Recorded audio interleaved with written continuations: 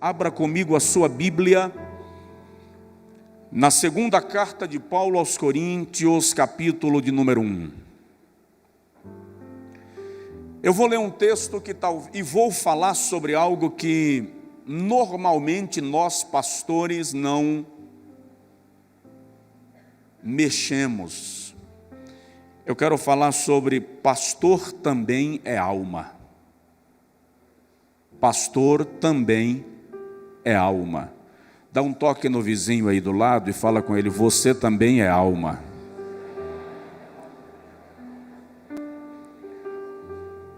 Capítulo 1, versículo 8 diz assim: porque não queremos, irmãos, que ignoreis a natureza da tribulação que nos sobreveio na Ásia, porquanto fomos provados acima das nossas forças, de maneira que até da vida desesperamos. Alguém aí consegue dizer amém? Alguém aí topa tirar esse versículo da Bíblia, por favor?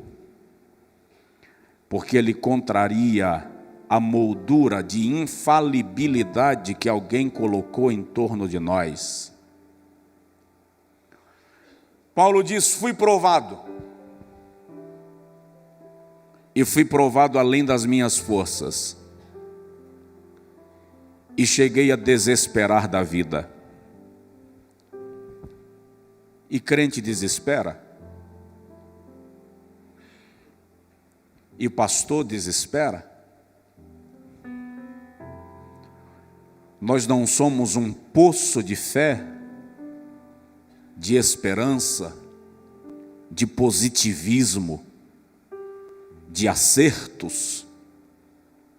Não há uma áurea em torno da nossa cabeça que diz que nós somos anjos sem asas? As pessoas que nós pastoreamos não esperam que a gente simplesmente não sofra nunca. Uma irmã chegou para mim um dia depois de uma pregação, e sabe aquela pregação que Deus olhou para você e disse assim: vou te usar hoje? Sabe aquela pregação? Todo mundo aqui já viveu esse dia que você foi pregar e Deus olhou e disse assim: vou te usar hoje. Quando eu terminei de pregar, a irmã chegou para mim e fez assim: pastor Josué, o senhor é tão,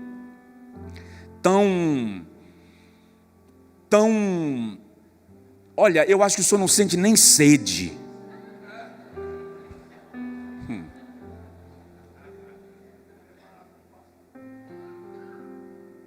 Queridos, por alguma razão alguém disse a nós que nós não devemos demonstrar emoções, fraquezas, dificuldades, sofrimento. Eu não sei se isso é exclusivo do Brasil, mas coloca-se uma moldura em torno do pastor de forma que ele precisa ser infalível. E se ele tiver alguma dificuldade, ele não pode dizer para ninguém e nem pode expressar para ninguém.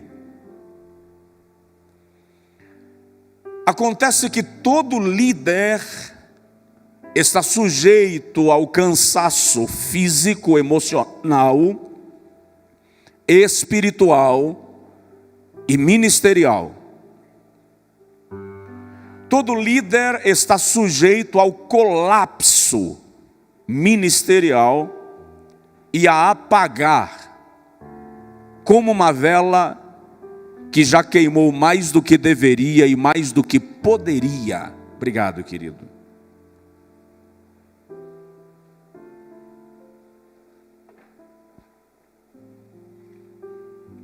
Eu fui pregar no estado do Piauí um tempo atrás, e resolvi ir de carro e levei o meu filho comigo. E quando terminei de ministrar na manhã de uma sexta-feira, voltamos para casa depois do almoço. E por volta das 10 da noite, passando em um dos estados do Nordeste, de uma maneira muito estranha, A neblina tomou conta da rodovia e eu não conseguia enxergar 15 metros à frente do carro. Como eu já estava muito cansado, dirigindo desde as 2 da tarde, já eram 10 da noite, eu tinha pregado no dia anterior e naquele dia pela manhã, eu disse ao meu filho, eu vou voltar e a gente vai dormir aqui na cidade que nós terminamos de passar. Vou evitar dizer nomes, porque as redes sociais nos colocam assim sempre em situações melindrosas. Eu voltei para aquela cidade e na praça, quando eu procurei uma pizzaria para comer alguma coisa, encontrei um irmão que me reconheceu e me levou para a casa do pastor da igreja. E em vez de comer a pizza na praça, o pastor preparou um jantar, a esposa do pastor preparou um jantar, nós comemos. Meu filho terminou dormindo no sofá da sala. E lá para meia-noite eu conduzi o meu filho para a cama e falei com ele, olha, eu vou dormir que eu estou muito cansado. E a esposa dele já foi se recolhendo e quando eu estava entrando no quarto ele falou comigo assim, você não vai dormir antes de conversar comigo, porque foi Deus quem fez você parar aqui. Eu, tudo bem. Ele me levou na garagem da casa dele e me mostrou uma corda enrolada. E ele disse, eu planejei o meu suicídio para esta madrugada. E eu disse a Deus que se Ele ainda tem algum plano na minha vida, que Ele fizesse alguém me aparecer aqui hoje, para eu conseguir me abrir e desabafar. Nós conversamos até 6 horas da manhã. E Deus deu um grande livramento àquele pastor, líder, pai, esposo, um homem de Deus. Por que que essas coisas acontecem? Não faz muito tempo eu fui chamado depois do culto para socorrer uma família de um pastor tradicional. Ele completara 42 anos naquele dia, 10 anos de casado. Chegou no sábado da sua segunda lua de mel.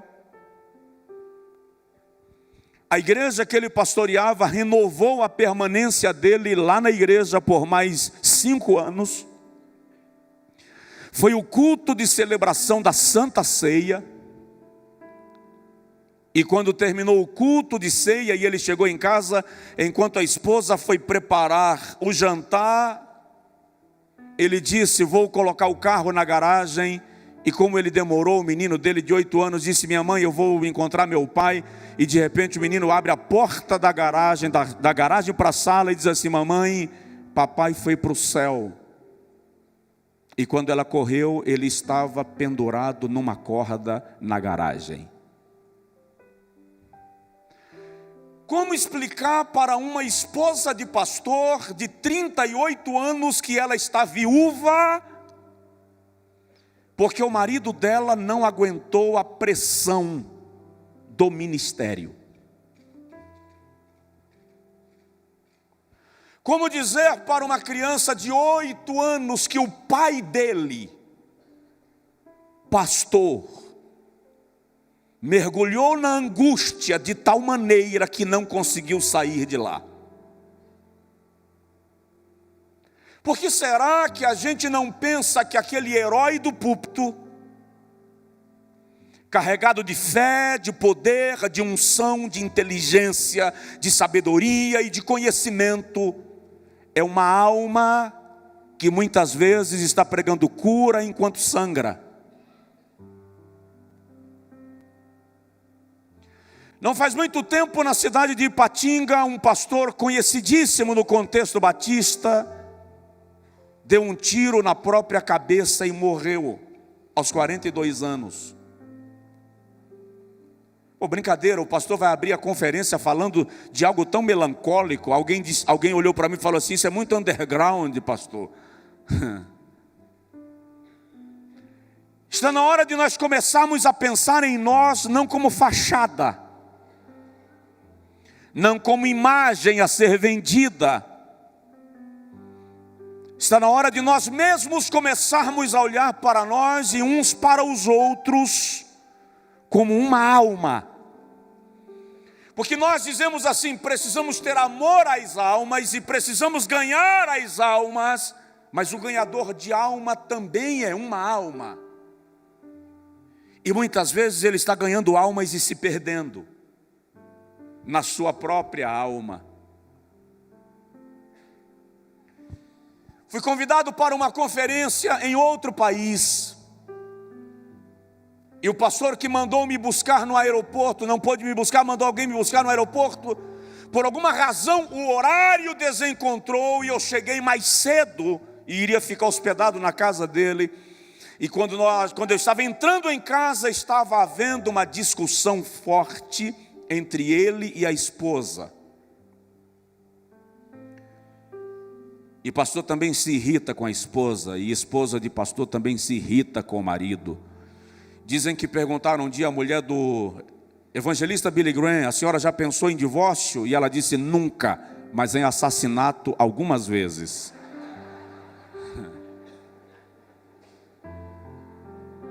Então a mulher do pastor também se irrita, pastor também é chato. Sim ou não? E quando eu estava entrando, a esposa foi tomada de uma explosão emocional, não sei se porque a visita chegou, e ela entrou na garagem, bateu a porta, entrou no carro, e a menina de 7, 8 anos pulou dentro do carro, e ela arrastou o carro em alta velocidade, só que na saída da garagem ia passando o caminhão do lixo, e acertou o carro com muita violência. Elas foram para o hospital muito feridas. A conferência só aconteceu no domingo à noite. Quase morre mãe e filha. Por quê? Porque pastor também é alma. Porque pastora também é alma. Porque existem conflitos dentro de nós que ninguém está se importando, contanto que nós demos resultados no púlpito, porque nós precisamos tomar o cuidado de não nos tornarmos máquinas de resultados, executivos do reino, mercadores de um produto, que não tratam da sua própria alma e morrem no púlpito, morrem em depressão, morrem em situação cruel, porque ninguém se importa com os seus problemas interiores, contanto que o culto seja fervoroso e a igreja esteja crescendo. A palavra que o Senhor trouxe ao meu coração desde o tempo que fui convidado pelo pastor Josué para ministrar aqui, e nunca falei desse assunto em lugar nenhum, foi esta: é preciso entender, nobres pastores, aquele texto de Zacarias capítulo 13, versículo 7, que Jesus repete em Mateus capítulo 26, versículo 31, quando diz: se o pastor for ferido, o rebanho se dispersará.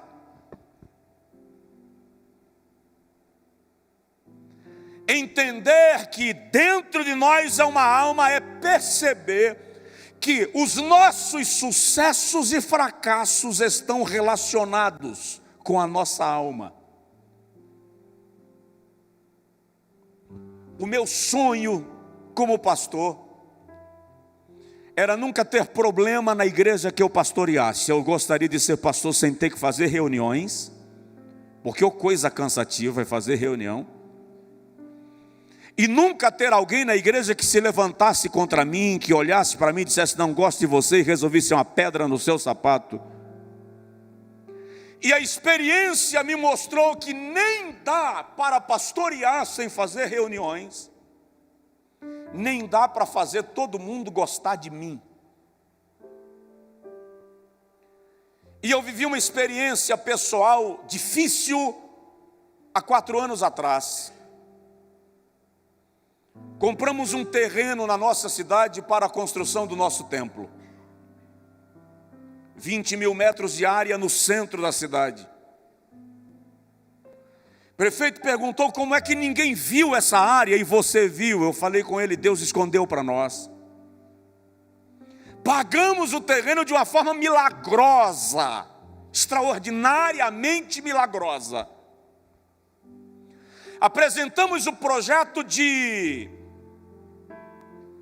arrumação do terreno, de corte de terra, e foi aprovado. No meio do serviço, o meio ambiente entra, embarga a obra e reduz o terreno de 20 mil metros para 7 mil. O jornal da cidade colocou minha foto na primeira página, e a reportagem de primeira página era: pastor quer construir templo para 12 mil pessoas, que cobre 3 nascentes e uma avenida.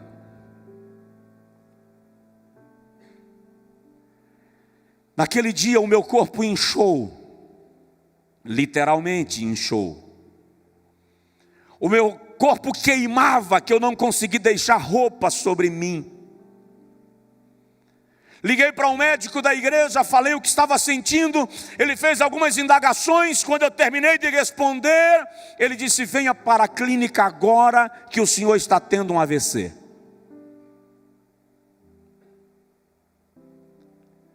Deus abriu um caminho. Surgiu um terreno extremamente melhor, de um valor comercial 5 vezes maior.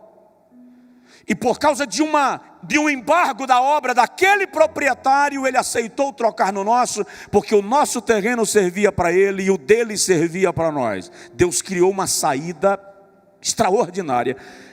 Mas como você convencer 3 mil pessoas que colocaram o coração naquele primeiro, de que o segundo é melhor? Como é que explica isso para eles?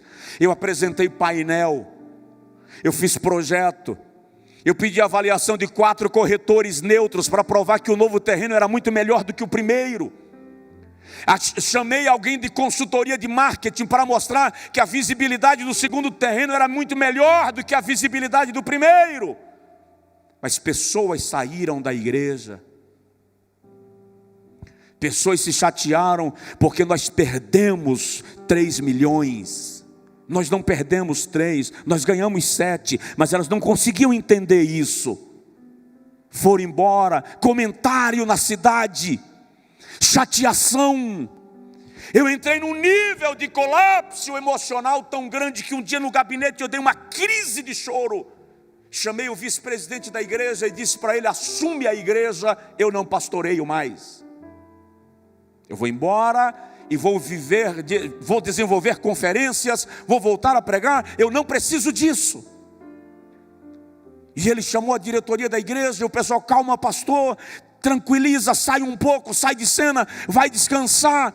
Naquele dia revoltado, eu saindo da igreja para casa, o telefone toca, um pastor de New Hampshire, nos Estados Unidos. Ele disse: olha, Deus mandou eu reservar um hotel fazenda para você descansar, e eu comprei passagem para você vir passar uma semana aqui. Eu disse: não vou. Ele disse: larga de ser orgulhoso, rapaz, vem. Senão não vou não. Ele disse: é passagem de primeira classe. Eu disse: não vou. Quando ele desligou, eu parei e disse: rapaz, passagem de primeira classe para os Estados Unidos, no hotel fazenda, na situação que eu estou, Deus está me dando um livramento, eu vou descansar. Viajamos.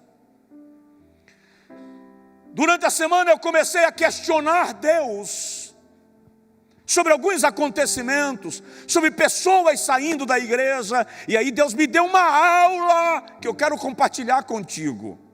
E aquela aula me livrou da depressão. Porque o Senhor, enquanto eu encaminhava ao lado do largo, o Senhor falou comigo assim: você pensa que você é o quê? E eu falei com Deus: como assim? O que você faz? Quem você é? Eu disse: pastor de uma igreja. E o Senhor disse: não, você é um motorista de ônibus coletivo. E eu disse: como? O Senhor falou: você tem a obrigação de pegar o ônibus do ponto de partida e levar na parada final, sem se preocupar com quem sobe e com quem desce. Quem sobe e quem desce não é da sua conta. O motorista de um ônibus não pergunta ao passageiro para onde ele vai, nem por que ele desceu.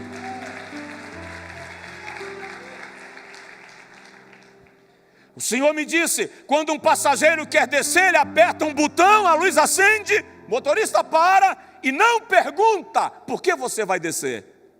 E lembre-se, sempre que um desce, outro sobe. Sua obrigação é fazer o ônibus chegar no ponto final sem acidente. Nós entramos em depressão quando alguém vai, sim ou não? Você trabalha um novo membro, discipula ele, treina ele, faz dele um obreiro. Quando ele está bom, você diz assim: agora posso usar. Vou colocar numa filial, numa igreja, num departamento, na função X. Ele chega para você e faz assim: pastor, eu senti de Deus.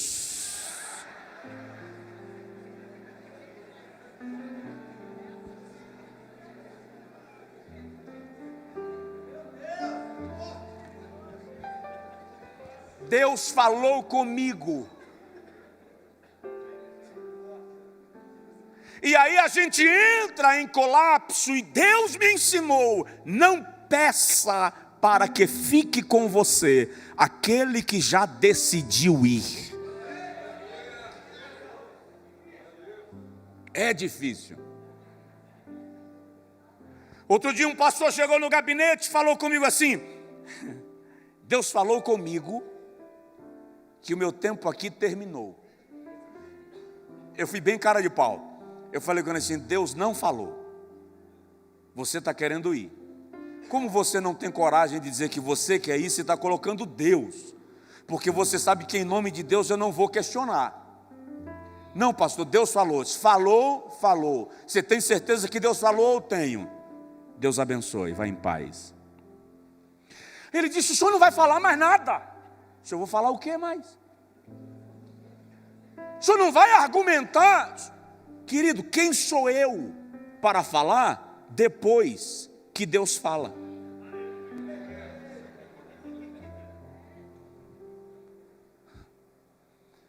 Se nós não entendermos esses entranhamentos emocionais, nós seremos traídos por nós mesmos em nosso ministério.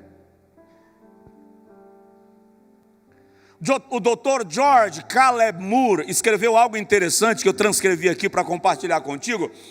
Ele diz que o pastor tem que ter a força de um boi, a tenacidade de um cão de caça, a audácia de um leão, a paciência de um asnim, a adaptabilidade de um camaleão, a visão de uma águia, as melodias de um roxinol, a mansidão de um cordeiro, a pele de um rinoceronte, a disposição de um anjo, a lealdade de um apóstolo, a fidelidade de um profeta, a ternura de um pastor de ovelhas, a abnegação de uma mãe e o fervor de um evangelista.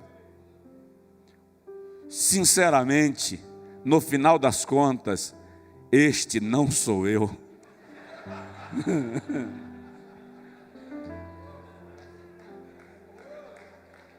Agora,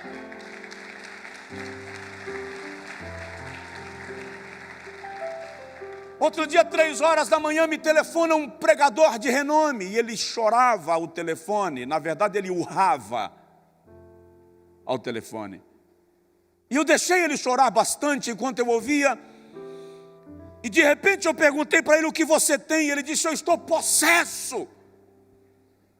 Se a gente repreende demônio pelo telefone.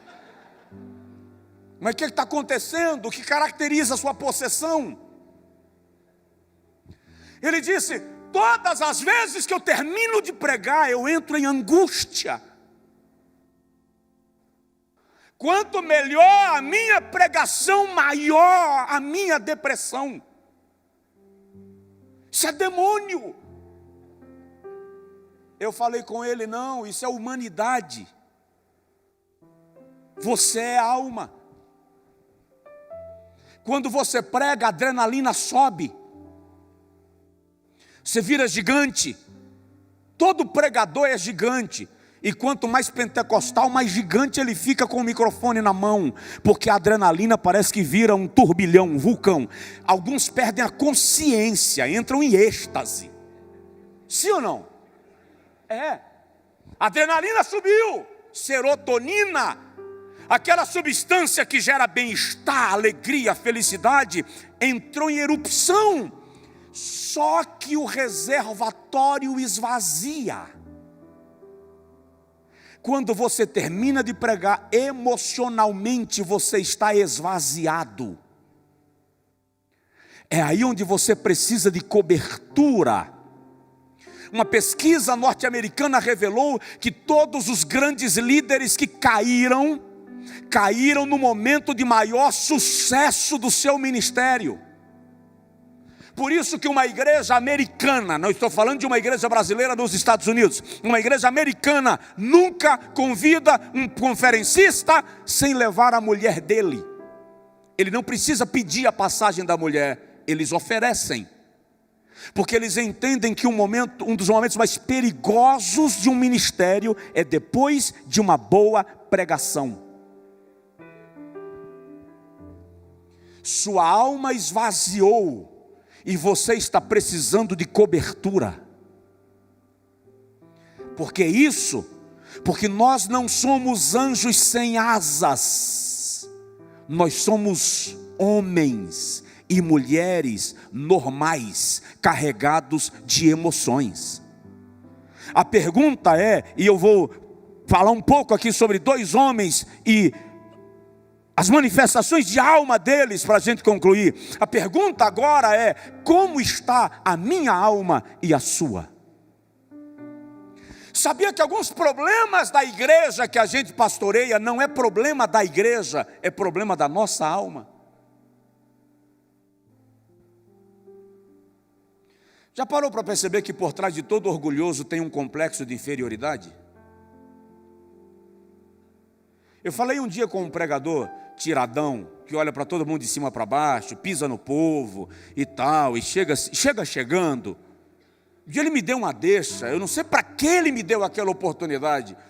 Quando ele me deu a oportunidade, eu falei com ele, você tem complexo de inferioridade, você precisa se tratar. Não entendi, meu líder. Eu disse, essa necessidade de pisar nas pessoas é complexo de inferioridade. Você está tentando se compensar, machucando os outros. Pergunta para o pastor ou pastora aí do lado, como está a sua alma?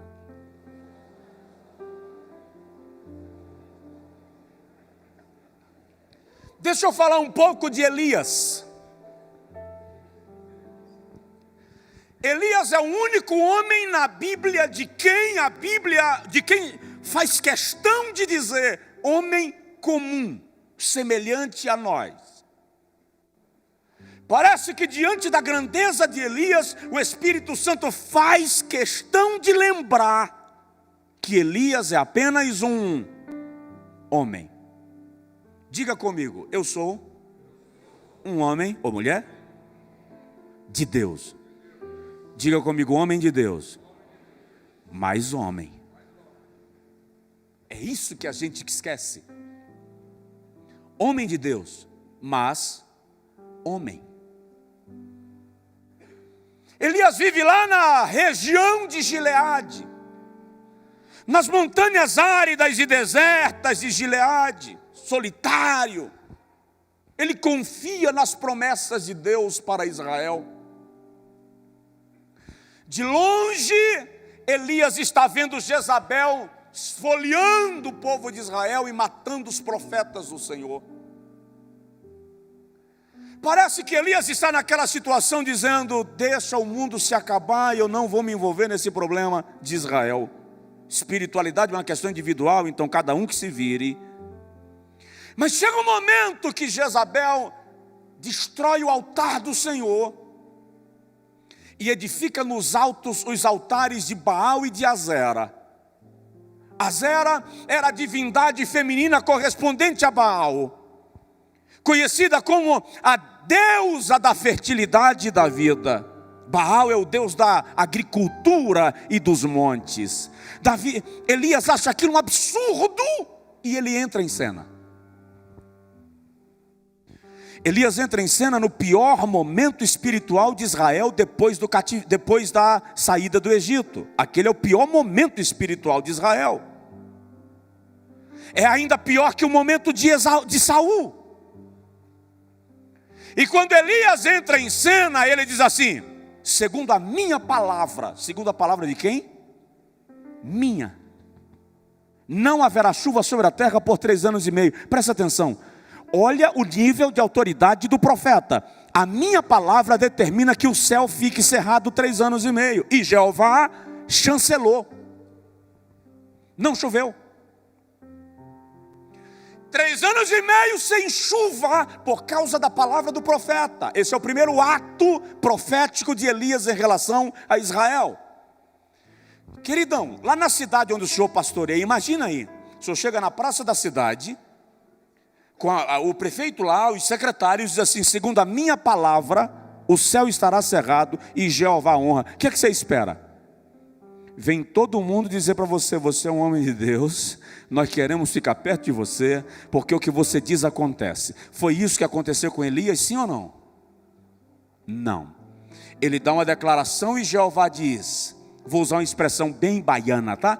Jeová diz assim: vaza, sai fora. E Elias vai se esconder. Depois de um tempo X, Elias volta em 1 Reis 18 e manda um recado para Acabe e diz assim: chama os profetas de Baal, Deus dos montes, e leva todo mundo ao monte. Eu vou desafiar Baal na casa dele. Ele não é Deus dos montes. Eu não vou orar no vale, eu quero orar no monte. E o Deus que responder com fogo será Deus em Israel. Isso não é um desafio secreto, porque toda a nação está lá assistindo o movimento. Quando os profetas de Baal clamam, Elias até esnoba. Clame mais alto. Ele pode estar viajando. Aqui há um herói da fé, um gigante espiritual. Todo pastor desta conferência já se sentiu gigante na fé, gigante espiritual, em algumas fases do seu ministério. Querido, tem fase no nosso ministério que se Lázaro morrer e deixar para o 5º dia, a gente ainda vai lá na porta do sepulcro. Mas tem fase do ministério que se a mulher sentir dor de dente, que você quer chamar outro para orar. Mas aqui é a fase do gigantismo. E quando Elias ora, ele diz assim: mostra para este povo que tu és Deus em Israel e que eu sou teu servo. O fogo desceu do céu, queimou o holocausto e ainda lambeu a água que Elias colocou no meio do altar. E é interessante que eu sempre me perguntei por que Elias joga água, manda abrir um rego e joga água. O que tem a ver? Qual é a lógica? E aí estava lendo um historiador esses dias, ele diz que na verdade nos altares de Baal haviam dutos embaixo do altar. E aqueles dutos ficavam cheios de combustível. E na hora da adoração, os sacerdotes de Baal vinham escondidos e acendiam o fogo com combustível. Por isso que eles acreditavam que Baal era Deus. Mas naquele dia, nem colocando fogo no combustível embaixo do altar de Baal, não acendeu. Porque onde há homem de Deus chancelado pelo Espírito Santo, nenhuma marmota há de prevalecer. Mas quando Elias ora, ele diz assim: coloca água. Faz o inverso. E a água, o fogo vem e queima o holocausto e lambe a água. Toda a nação se curvou. Só Jeová é Deus. Só Jeová é Deus. Você já viveu fases assim no seu ministério? Que todo mundo reconhece Deus em você. Você passa e as pessoas te aplaudem. Você chega no banco e o gerente levanta para te receber na porta. O prefeito marca audiência contigo no teu gabinete, ele não chama você no dele, que está vivendo a fase do fogo. Era tão poderoso o ministério de Elias agora, que ele diz assim: mata os profetas de Baal, e o povo pega e mata todo mundo. Só que o texto diz assim, 1 Reis capítulo 17, versículo 38 a 41, o texto diz que quando terminaram de matar os profetas de Baal, está bem claro lá, e cada um voltou para a sua casa e para o seu lugar. Diga comigo, e cada um voltou para a sua casa e para o seu lugar. E o pastor ficou onde? O pastor ficou lá esperando o bilhete de Jezabel. Porque é possível que tenham membros da sua igreja que você não sabe onde ele mora, depender do tamanho da cidade que você pastoreia e do tamanho da igreja que você pastoreia. Tem gente lá que você não teve condição ainda de ir na casa, mas a tua casa, Jezabel sabe onde é. Aí Jezabel manda o bilhete: amanhã eu terei tua cabeça numa bandeja, e os deuses me façam o dobro se eu não cumprir esta palavra. Aqui começa a revelação da alma de Elias. Não é mais o gigante, agora é o pastor alma, que não está sendo aplaudido pela multidão. Agora é o pastor alma, que não está sendo reconhecido pela multidão. Ele foge para o deserto, sozinho. Porque o pastor alma, quando é visitado pela depressão, quer se esconder. Por quê? Porque ele não está em condição de aparecer no púlpito e oferecer o espetáculo de ontem. É isso que nós temos que ter cuidado, para que a nossa pregação não se transforme apenas num show, ou não seja um show que esconde a alma que nós temos. Elias vai para o deserto, deita debaixo de um zimbro. Oh, gente, zimbro não faz sombra. Quando você está em depressão, até zimbro serve. E deitado, o anjo lhe aparece, lhe acorda e diz: come. Ele levanta, come e bebe e dorme de novo. Alma. O anjo acorda a segunda vez e ele come. E a Bíblia diz que com a força daquela comida ele caminhou 40 dias e 40 noites. Melhorou, ficou fervoroso, o ministério voltou de vento em popa. Não. Elias entra numa caverna. Quando chega na caverna, ele tira a roupa de profeta e diz: chega.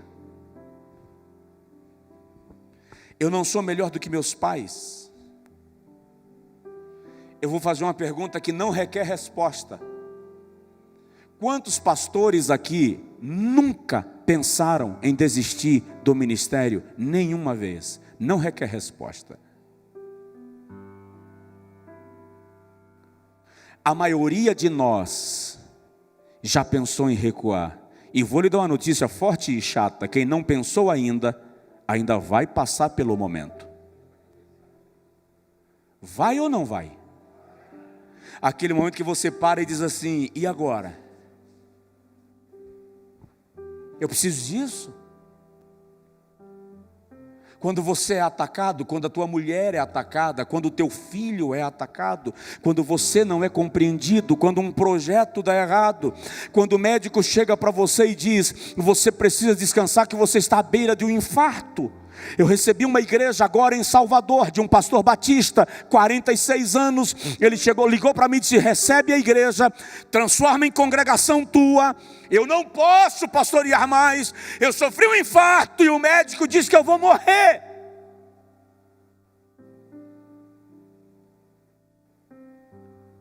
Todos têm um momento de Elias: chega, basta, E aquele momento que você vê o filho chorando por causa do teu ministério. Porque é a única função no mundo que o chamado é você e tua família vai toda junto. A mulher do médico não tem que ser médica, ela não dá atendimento no consultório dele. O filho do médico não tem que ser enfermeiro. A mulher do advogado não tem que ser advogada. O filho do advogado não tem que ser promotorzinho. Mas a mulher do pastor, se ela não for a dirigente do culto de mulheres, a líder da rede de mulheres, da secretaria de mulheres, do círculo de oração, se o filho do pastor não aprender a tocar, não souber ser líder de jovens, não arrumar uma função para ele, tem cá a minha dúvida se ele é chamado mesmo. A família é ou não é? Aí um dia de culto administrativo na igreja que eu sou pastor, meu filho disse assim: não quero cargo nenhum. Está bem. Terminou o culto, alguém chegou para ele e perguntou: e você, qual é o seu cargo? Ele disse: filho do pastor.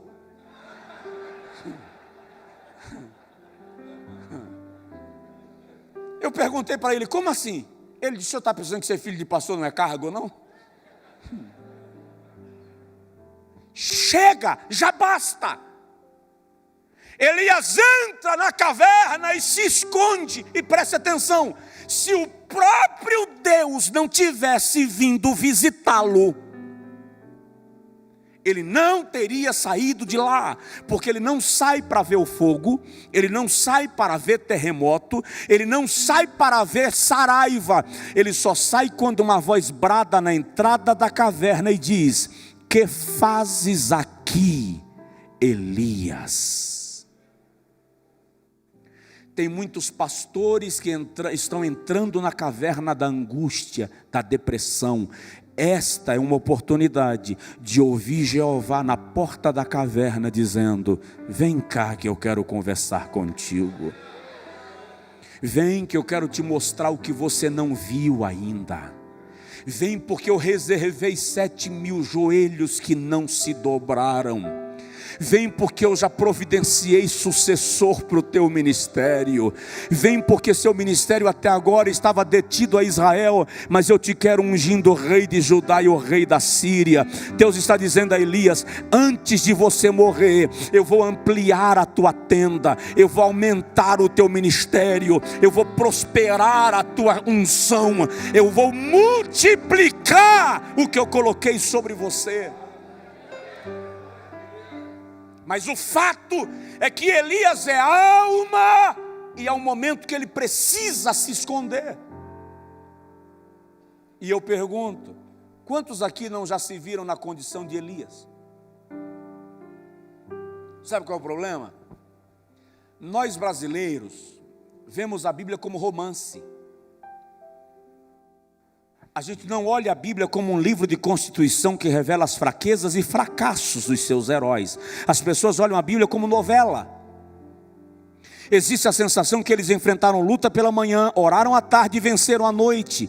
E as lutas de alguns daqueles homens duraram anos. Nós, se sofrermos a perseguição que Elias sofreu, a maioria de nós aqui, a igreja que nós pastoreamos vai dizer assim: ó, pastor se posicionou errado politicamente, está sendo perseguição, isso é a mão de Deus. Pastor está em depressão, faltou oração, ora pouco. Conheço pastores com esposa em depressão, conheço pastores com filhos em depressão, porque é preciso pastorear. Outro dia eu fui mudar um obreiro de uma filial para outra filial, e ele, trazendo para a sede, ele disse: eu não posso, pastor, eu não aceito ir congregar na sede. Eu disse: qual é o problema? Ele disse assim: eu não aceito deixar de pastorear a minha família. Eu disse para ele: presta atenção numa coisa, você não pastoreia a sua família no púlpito, você pastoreia a sua família na mesa. No dia que você precisar do púlpito para pastorear a sua família, tem uma coisa errada. Sua família é pastoreada em casa para você conseguir pastorear a igreja na igreja. Caso contrário, não funciona. Dá um toque no vizinho e fala com ele: não fica na caverna. Eu já estou terminando. Dá uma olhada no companheiro do seu lado e fala com ele assim: eu também sou alma, tá?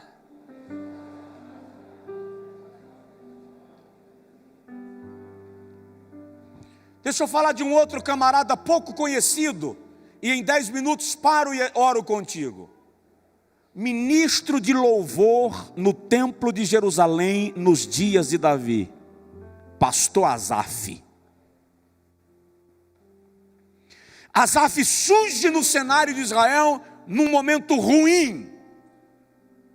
Salmo 73 escreve a experiência dele. O reinado de Saul levou Israel a um nível espiritual baixíssimo. O interesse por Deus havia se perdido. Quando Davi assume o trono, a primeira coisa que Davi faz é buscar a arca que estava em Kiriat Jearim e trazer para Jerusalém. Por quê? Porque Davi decide não reinar sem a presença de Deus.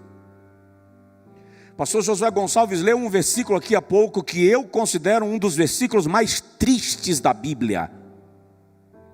Sansão se levantou para ir contra os filisteus porque não sabia, não havia percebido, diz algumas versões, que o Espírito do Senhor já não era mais com ele.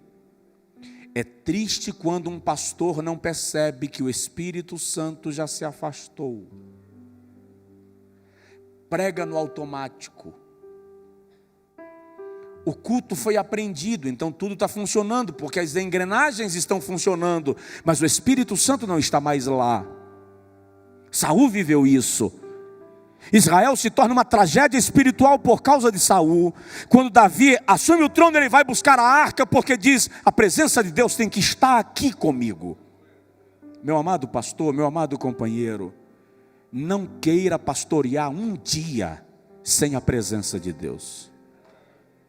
Se a presença de Deus for embora, entrega a credencial, vai para o sítio, vai para a chácara, vai para a roça, vai para a beira do rio, entra no banheiro, dá um jeito, e só sai de lá quando a presença de Deus se manifestar novamente. Moisés diz para Deus: se a tua presença não for comigo, eu não saio daqui. Davi quer a presença no templo, Davi quer a presença de Deus em Jerusalém, e traz a arca. E quando ele traz a arca, o primeiro livro das Crônicas, capítulo 15, versículo 16 e 17, vai mostrar para nós que Davi organiza o culto em Jerusalém e estabelece os líderes de louvor, e lá está Asaf, descendente de Merari, da equipe dos meraritas que cuidavam das coisas sagradas do santuário. Asaf é crente, é um homem de Deus. Os salmos de Asaf eram cantados no culto em Jerusalém. E imagina Asaf caminhando nas ruas de Jerusalém e de repente encontra uma criança brincando, pulando e cantando um hino que ele ensinou no culto de ontem à noite. Asaf é um ministro bem sucedido. Mas o Salmo 73 começa a mostrar quando Asaf diz assim: eu me atentei para a prosperidade dos ímpios, e os meus pés quase deslizaram. E Asaf diz assim: e eu pensei que é inútil se santificar ao Senhor. Olha para mim, por favor. Quantas vezes nós olhamos para alguém que prospera da maneira mais engenhosa possível, usando jeitinho de manipulação, mentindo, enganando as pessoas, e o ministério, bum! Aí você diz assim: Senhor, eu estou mantendo minha vida em santidade, eu oro, eu me santifico, e meu ministério não cresce assim. E você começa a se sentir desestimulado por perceber que fulano está crescendo da maneira que vive e você não está crescendo, não obstante a santidade. Essa é a questão de Asaf. A causa ou a crise de Asaf, ele diz no Salmo 73, versículo 2, os meus pés quase resvalaram. A causa da crise, eu estava olhando para a prosperidade dos ímpios. Isso está no capítulo 73, versículo de número 5. E aí no versículo de número 21 e 22, ele diz assim: e o meu coração azedou.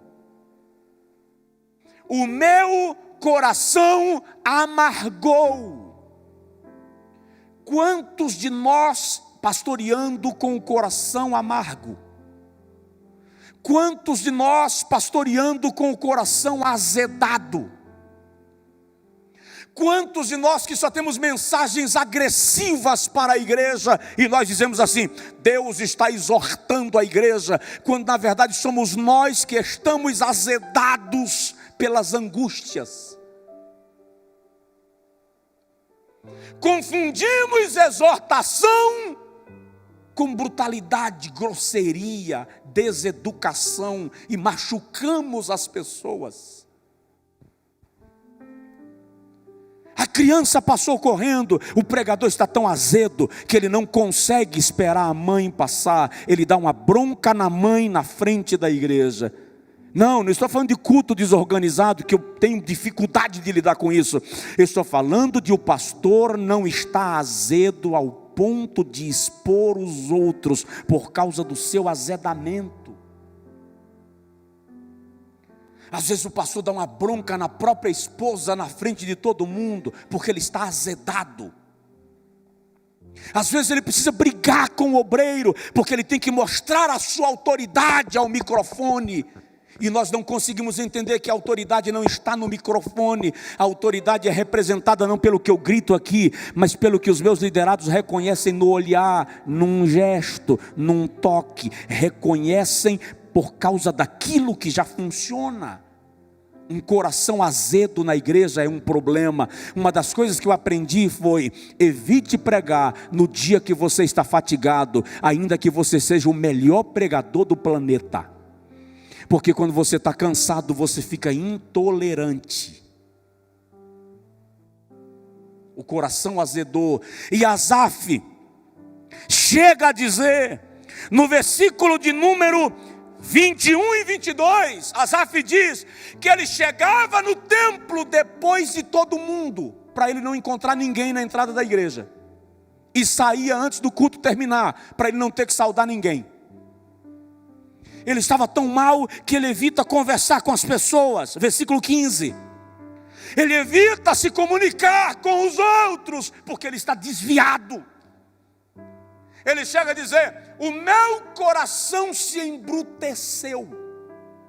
Não, nós não estamos falando de um Saul da vida. Nós estamos falando de Asaf, o camarada que dirigia o momento de louvor do culto. Por quê? Porque quem canta também é alma. Quem prega também é alma. E uma das coisas que nós precisamos desenvolver é o autoconhecimento. Comece a se conhecer. Comece a se observar. Analise sua alma. Não deixe para cuidar dela quando a depressão fizer de você um transporte. Não deixe para cuidar de sua alma quando a sua mulher estiver num estado depressivo, quando o seu filho disser assim: eu quero qualquer coisa na minha vida, menos uma igreja. Conheço filhos de pastores que querem qualquer coisa, menos uma igreja. É culpa do pastor? Não. Não viemos aqui para falar de culpados.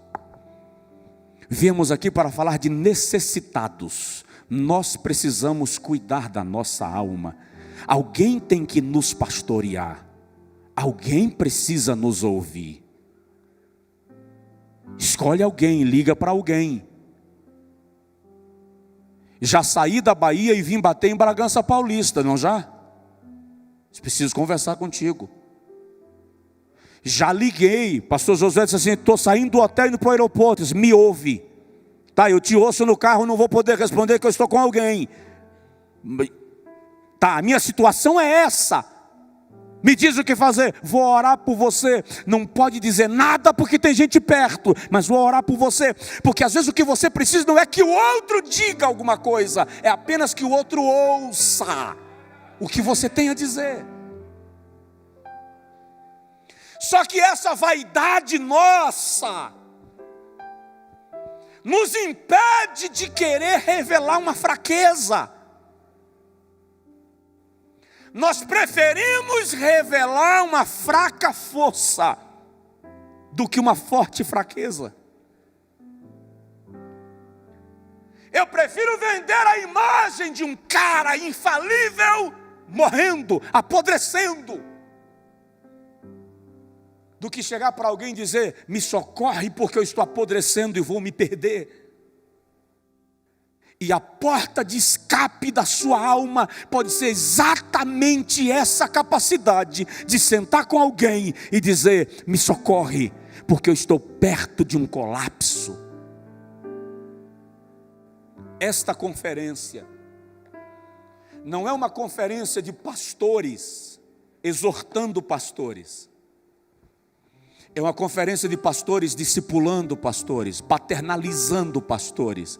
É você adotar alguém, sair adotado por alguém e sair daqui dessa conferência no dia 9, no dia 10, consciente que a partir de agora há alguém que vai exercer paternidade sobre a sua vida, alguém que vai exercer autoridade espiritual sobre a sua vida. Você não está mais solitário na igreja onde você pastoreia, não importa onde ela é, tem alguém que assumiu o compromisso de te dar cobertura, porque você também é alma. Eu quero concluir. Certa feita eu li dos guerreiros antigos e das guerras antigas, elas duravam 10, 15, 20 anos.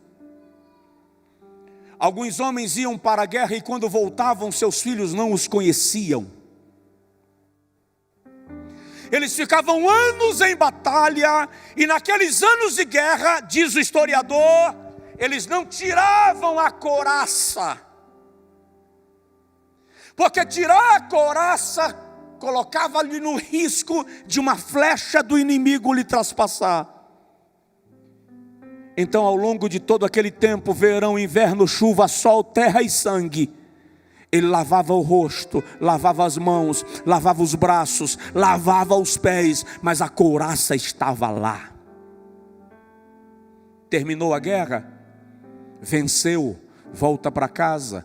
A guerra terminou, pode tirar a couraça, e o historiador diz que naqueles casos, haviam casos que quando se tirava a couraça, o indivíduo estava vestido com ela há tanto tempo, ele suou e derramou sangue tantas vezes, que a couraça já estava pegada no corpo dele, e quando puxava, vinha trazendo pedaços de carne.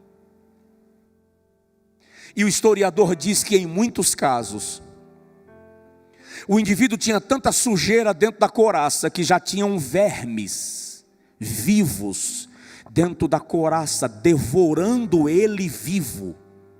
E ele não percebia. Por que ele não percebia? Por causa do calor da guerra. Não dá tempo se coçar quando você tem um inimigo com a espada na tua frente. Então a couraça estava lá, o verme estava devorando, mas o calor da batalha lhe impedia de prestar atenção a uma dorzinha qualquer. Então o historiador diz que quando se tirava a couraça daqueles homens, me permita tirar o paletó, em alguns casos tinha tanto verme no corpo do guerreiro que ele morria infeccionado pelos vermes que estavam dentro do seu corpo. Agora presta atenção, aquele guerreiro não morreu na guerra, não morreu pela espada do inimigo, morreu por causa da sua própria armadura. Quando eu li isto, eu vi nós, eu vi a gente, eu vi pastores. Muitos pastores estão morrendo não por causa do adultério, não por causa da corrupção, não por causa da vaidade, mas porque eles nunca tiram a couraça para lavar. Escondem suas feridas para que ninguém veja. A gente volta para casa, vencemos a guerra, vencemos os adultérios, vencemos as tentações, vencemos as malandragens do mundo. Mas fomos feridos por nossa própria armadura. O meu convite a você, ao senhor, à senhora, nesta primeira noite dessa conferência, é este. Aproveite esses 4 dias. Tire a couraça. Se dispa. Deixa a credencial no quarto. Deixa aquela pompa pastoral debaixo da cama. Venha nu para ser clavado, tratado, cuidado. As feridas precisam ser limpas, cicatrizadas. Quando o senhor voltar para a igreja que o senhor pastoreia, a igreja que te aguarda vai dizer assim: meu pastor foi curado, minha pastora foi tratada. Alguma coisa está diferente na vida dele e dela. Fica de pé, por favor, os que puderem.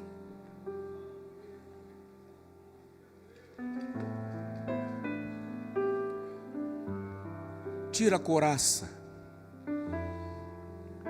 Eu gosto de Paulo quando ele diz assim: os meus membros guerreiam dentro de mim.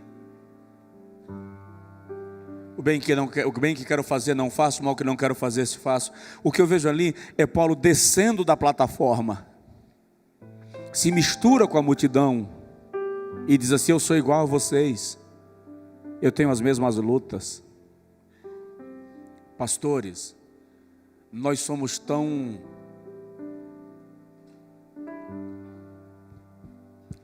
carentes de misericórdia, eu vou usar essa expressão, que quando um dos nossos colegas fracassam, alguns de nós celebram. Isso é a maior prova de que antes daquele fracassar, nós já estávamos fracassados. Porque quando eu celebro o fracasso de um companheiro, eu estou revelando o meu próprio fracasso. Eu vou orar contigo agora. E a minha oração contigo agora e a tua oração comigo agora é esta: peça a Deus a condição de se despir nessa conferência. Ok. Peça a Deus a condição de se despir nesta conferência. Aquelas feridas que estão guardadas, que ninguém mexeu, que Deus não revelou para ninguém, revela para Deus agora. Eu fui ministrar uma cruzada numa cidade do Maranhão, no interiorzão do Maranhão. Jesus fez algo extraordinário na cruzada, dezenas de pessoas se converteram. Naquela noite, 2 paralíticos foram curados, uma coisa extraordinária. No outro dia estávamos nos despedindo de todo mundo, quando na casa do pastor, na hora da despedida, fizemos a oração e Deus falou comigo: libera o povo e fica com fulano, fulano e fulano. E eu liberei os irmãos que iam no ônibus, segue em frente que a gente acompanha. E olhei para a mulher do pastor e falei com ela: Deus me disse, Deus me revela muito pouco as coisas, tá, irmãos? Muito pouco, muito raro. Deus me disse que a senhora tem alguma coisa a falar. Aquela mulher desabou chorando e chorou e chorou. Eu chamei 2 irmãs que estavam com seus respectivos maridos e falei com elas: vai no quarto e ouve a irmã. E quando ela entrou no quarto, ela abriu o vestido. Ela tinha hematomas no corpo inteiro, de apanhar dele. Ele espancava ela na hora do sexo, espancava na hora do almoço, espancava de madrugada. Ela estava toda marcada. Os gritos daquela senhora se ouviam do quarto na sala. E ela gritava assim: finalmente Deus disse para alguém. Finalmente Deus contou o meu segredo para alguém.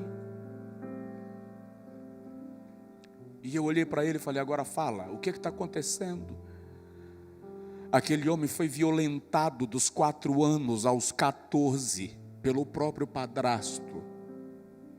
Quando ele se casou, ele viu na mulher dele o saco de pancada para vingar as feridas que ele trouxe da infância e da adolescência. Não viajamos naquele dia, nós só viajamos no dia seguinte. Ficamos o resto do dia com aqueles pastores, ouvindo, conversando, orando, tratando, se perdoando, se reconciliando, sendo restaurados, porque em algum momento a couraça precisa sair. Ore comigo. E se houver alguém entre nós que diga assim: pastor, eu quero receber uma oração específica, e quiser sair do seu lugar e vir à frente, venha. Deus está nesse lugar ministrando sobre nós, cuidando da nossa alma. Ei, aleluia. Esse é o momento de se despir mesmo, tirar toda aquela necessidade de provar alguma coisa para alguém e dizer para Deus: cura as minhas feridas, trata minha alma, tira meus cascões, aquilo que eu trouxe das traições que já vivi, das frustrações que já sofri, dos machucões que já me fizeram. Oh Deus, oh Deus, esta é a primeira noite desta conferência. Nós estamos diante de Ti, Senhor, desmontando a fachada, desmontando a imagem bem elaborada. Nós estamos tirando a couraça e mostrando a Ti as nossas feridas. Manifesta nesta conferência, Senhor, um ambiente de paternidade espiritual, onde nós adotemos uns aos outros como irmãos, companheiros e filhos na fé, onde nós assumimos o compromisso de cuidar da alma um do outro. Nós vamos sair desta conferência decididos, Senhor, que não faremos parte daquele exército que ataca os seus companheiros, que se alegra quando o outro tropeça. Nós estamos tirando a couraça para dizer: sim, Senhor, fomos feridos na batalha. Em alguns casos temos até vermes sendo devorando-nos por dentro da couraça. Mas nós nos abrimos para o tratamento do Espírito Santo nesta noite. Nós nos abrimos para a ministração do Espírito Santo nesta conferência. Eu peço agora, Senhor, que o Espírito Santo mova o coração dos Teus filhos e das Tuas filhas, pastores e pastoras aqui presentes, que cada um seja tratado pelo Espírito Santo no mais íntimo de sua alma. Vai, Senhor, ao mais íntimo de cada um. Vai, Senhor, ao mais íntimo de cada um. Porque o Senhor, quando olha para nós, não vê ministérios. O Senhor, quando olha para nós, não vê o tamanho da igreja que a gente pastoreia. O Senhor, quando olha para nós, vê a nossa alma carente de socorro. Socorre o Teu filho, Senhor. Socorre a Tua filha, Senhor. Socorre nesta conferência. Socorre. Dá o livramento, abre a porta de escape, em nome de Jesus, em nome de Jesus, em nome de Jesus. Se for possível, só coloque a mão no ombro do companheiro que está do seu lado e ministre sobre ele 30 segundos uma palavra de oração. Ore por ele.